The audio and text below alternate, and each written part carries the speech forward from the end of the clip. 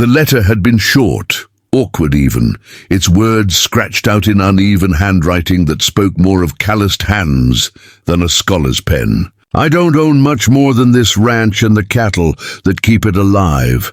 I can't offer you fine clothes or a city home, but I can promise you honesty, hard work, and the chance to build something together. Table or no table, I'd settle for just a taste of your sweetness. When Anna first read those lines, her breath caught in her throat. There had been other letters, of course, suitors who wrote of needing a housekeeper, or a mother for their children, or who spoke too boldly of what they expected from a wife. But none had reached her heart quite like this. His words were clumsy, but they were bare, and Anna had lived long enough to know that bare truth was more precious than any polished charm. She was 23 years old, and already the world had wrung her dry. A widow, though not in the way folks like to romanticize. Her late husband had not been a kind man. Their marriage had lasted barely a year before sickness carried him off, leaving her with debts, shame, and the kind of bruises that fade from skin but never from memory. After his death, the neighbors whispered that she hadn't tried hard enough to save him, that she had somehow welcomed his passing. The church women kept their distance, cold looks following her in pew and market alike. Work grew scarce and hope scarcer still, until the walls of her life felt like they were closing in, each day tighter than the one before. By the time she answered Samuel Briggs' letter, she had little more to lose than her name and a bundle of clothes wrapped in a worn shawl. The journey west was long and lonely. The stagecoach lurched and jolted over rutted roads, every bump throwing her against the wooden frame. Dust coated her skirts, her face, the very air she breathed, and each night she lay awake in crowded way stations, listening to strangers snore and mutter in their sleep. She carried Samuel's letter tucked into her bodice, pulling it out in secret moments when fear pressed too heavily on her chest. She read it again and again, whispering the words as though repeating them might somehow anchor her to courage. She tried not to imagine what he would look like, for that way lay disappointment. She reminded herself that she was not a girl anymore, not someone waiting for fairy tales. She wasn't expecting handsomeness or riches, only honesty, and yet, in the quiet of her heart, she prayed he would not look at her and regret his invitation. When the coach finally rolled to a halt in the Wyoming Territory, Anna pressed her hand to the glass and stared at the landscape that stretched before her. The world seemed to open in every direction, the horizon drawn with sweeping brushstrokes of gold and blue. Rolling grasslands stretched to meet mountains that pierced the sky, and above it all was an endless expanse of light. For a moment, she forgot the ache in her back and the fear in her belly. She had never seen so much sky in her life. It was beautiful and terrifying in equal measure, like stepping into a place too vast to hold her smallness. Then she saw the ranch. It wasn't much, not compared to the fine houses she had once dreamed of as a girl. A simple structure stood with rough-hewn logs, smoke curling from the chimney like a banner of welcome. The fences were weather-beaten, the barn slanted to one side, and yet there was a sturdy determination about it all, as though the place itself bore the weight of hard work and quiet endurance. And there, just beyond the fence, stood Samuel Briggs. He was taller than she had imagined, with broad shoulders bent slightly forward, as though accustomed to labor that never truly ended. His hat was clutched in his hands, twisting as he shifted from foot to foot. His clothes bore the marks of dust and long days, and his boots were worn but solid. His face was weathered, the lines around his mouth carved deep by sun and strain, but it was his eyes that caught her breath. They were not striking in color, not sharp like ice or green as emeralds, but soft brown, the kind that held stories of both sorrow and longing. There was tiredness in them, yes, but also something else, hope. Fragile and flickering like a candle, trying to hold its flame against the wind. When she stepped down from the coach, her knees trembled beneath her. The bundle of her belongings suddenly felt too heavy, and she feared she might collapse under the weight of everything. Her past, her shame, her uncertainty about this future she had agreed to. Samuel stepped forward, his mouth opening and closing as if searching for the right words. Finally, he simply said, "You came."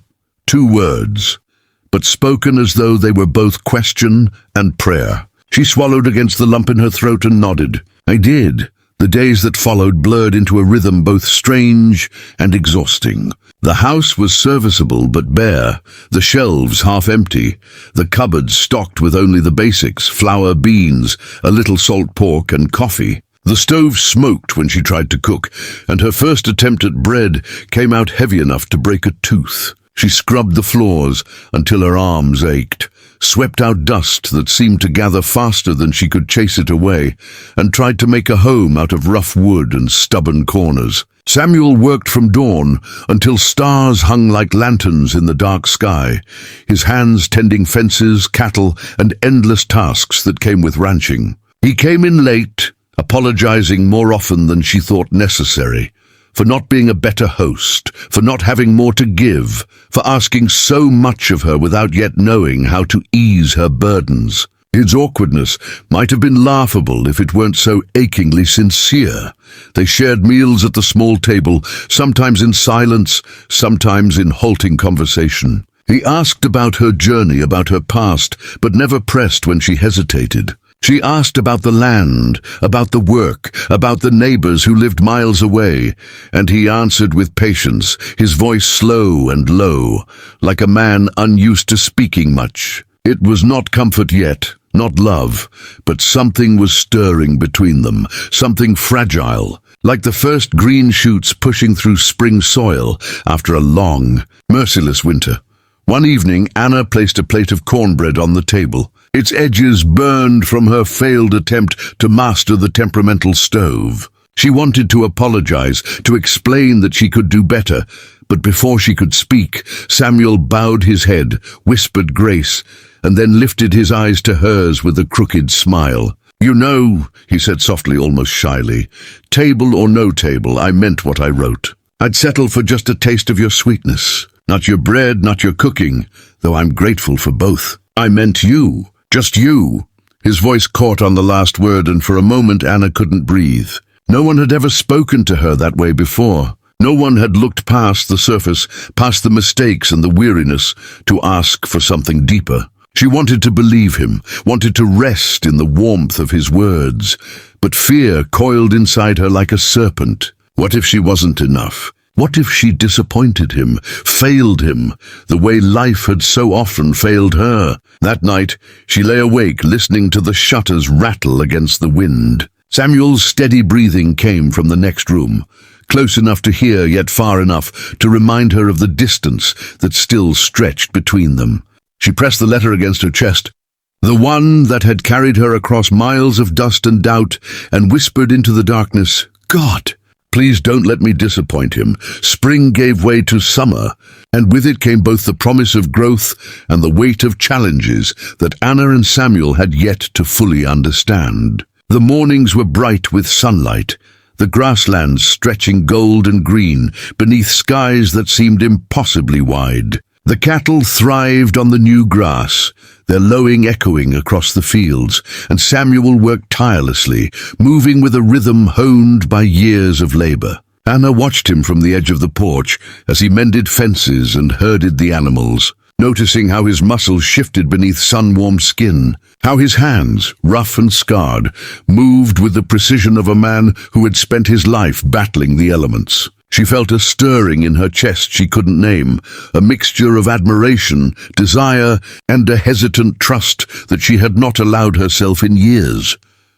Anna had begun to find her footing in this new life, though every day brought small reminders of how fragile their existence could be. She planted a garden in the backyard, coaxing beans, carrots, and squash from soil that was stubborn and unyielding at first.